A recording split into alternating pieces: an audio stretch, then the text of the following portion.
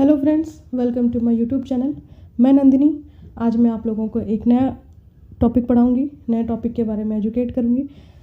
ये एक इन्वेस्टिगेशन है। आज हम जो इस वीडियो में जो डिस्कस करने वाले हैं ना, वो एक इन्वेस्टिगेशन है। वो इन्वेस्टिगेशन जब कभी किसी हमारा जो एंडोस्कोपी है, एलिमेंट्री कैनाल है, जब उसकी जाँच की जाती है ना, तो ये यूज़ किया जाता है। तो आज हम शुरू करते हैं अपना topic, capsule endoscopy. Capsule endoscopy क्या होता है, ये क्यों किया जाता है, इसका पर्पस क्या है, एडवांटेज क्या है, डिसएडवांटेज क्या है, ये सारी चीज़ें आज हम इस टॉपिक में कवर करने वाले हैं। कैप्सूल एंडोस्कोपी क्या है? जैसे कि जब किसी पेशेंट के एलिमेंट्री कैनाल में, उसके डाइजेस्टिव सिस्टम में जब कोई ऐसी प्रॉब्लम आती है कि पेशेंट का डाइजेशन सही नहीं हो रहा है, पेशेंट के एब्डोमेन में पेन रह रहा है, तो उसको पेशेंट को हम या जो भी डॉक्टर होते हैं वो एडवाइस करते हैं कि उसको एंडोस्कोपी कराना है। एंडोस्कोपी भी 2 टाइप का होता है, एक गैस्ट्रो एंडोस्कोपी होता है, एक कोलोनोस्कोपी होता है। पर इनकी भी लिमिट होती है। अगर गैस्ट्रोस्कोपी किया जाए तो पेशेंट के सिर्फ स्टमक तक का ही जांच किया जा सकता है, और अगर कोलोनोस्कोपी किया जाता है तो केवल लार्ज इंटेस्टाइन तक का ही जो भी चीज़ें हैं वो रिकॉर्ड की जा सकती है।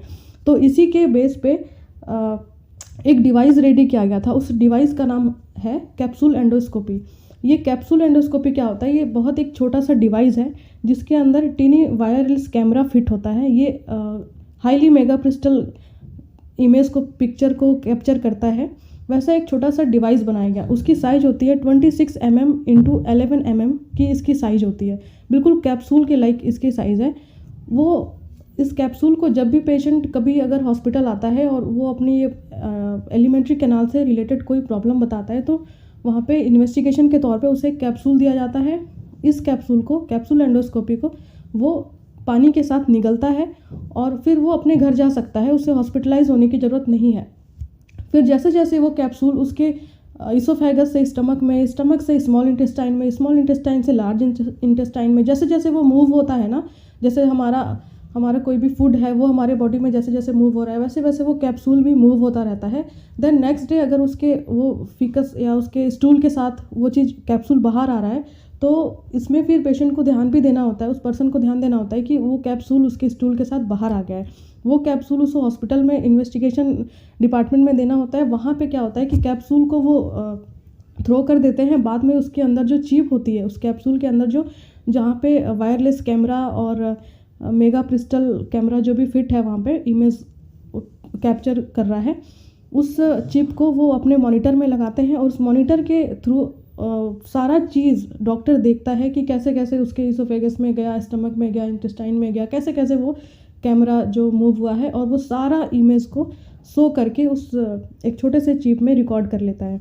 इससे डॉक्टर को आसानी होती है उसके पेशेंट के एलिमेंट्री कैनाल का पूरा जांच करने के लिए। पूरी अंदर की जितनी भी पार्ट हैं उन सबको विजुलाइज करने के लिए डॉक्टर को आसानी होता है।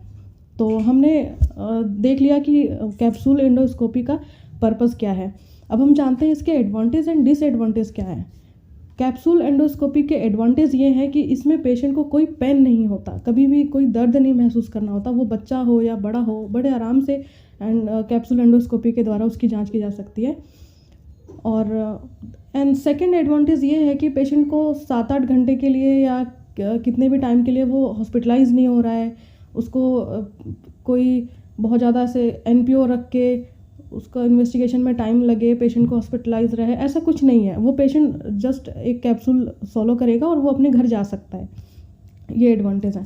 अब हम देखते हैं इसका डिसएडवांटेज क्या है। इसके डिसएडवांटेज ये हैं कि ये अगर कभी किसी पेशेंट के इंटेस्टाइन या उसके एलिमेंट्री कैनाल में कोई भी जरा कहीं से ऑब्स्ट्रक्शन है, तो वो कैप्सूल वहाँ पे रुक सकता है, वो भी वहाँ पे ब्लॉक हो सकता है, जिसकी वजह से कभी कभी किसी पर्सन में सर्जरी भी परफॉर्म करनी पड़ सकती है।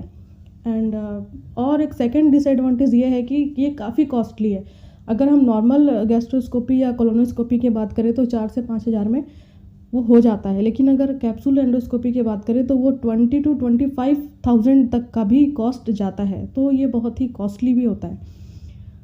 तो आज हमने ये देख लिया कि क्या है एंडोस्कोपी, कैप्सूल एंडोस्कोपी जो भी है कैसे है। अगर आपको ये मेरा वीडियो नॉलेजेबल लगा हो, आपके लिए यूज़फुल हुआ हो, तो आप मुझे ज़रूर बताना कमेंट बॉक्स में मेरे कमेंट करके, और मेरे चैनल को सब्सक्राइब करें, लाइक करें। मैं आगे और भी ऐसे